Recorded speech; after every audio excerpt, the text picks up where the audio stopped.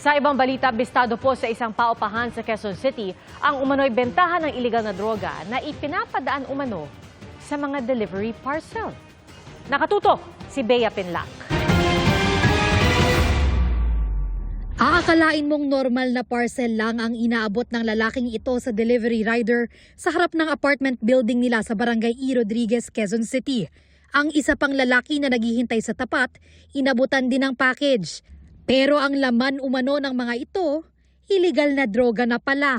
Nasamsam sa inuupahang unit ng 35 anyos na lalaki ang ilang plastic bag at sachet ng umano'y shabu at may tinatayang halaga na higit 6.8 million pesos. Dati doon siya talaga nag-re-release sa may sakyan. Dalawa sila.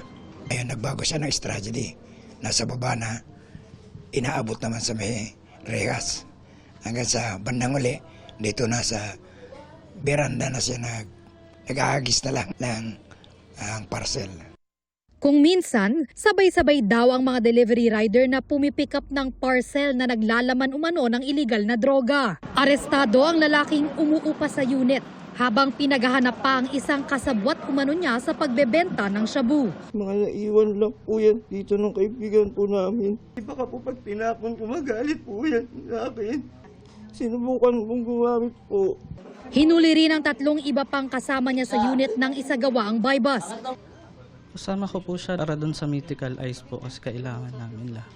Kailangan gamot nating lahat. Kailangan ko lang po kasi ng pera. Bibili ng gamot.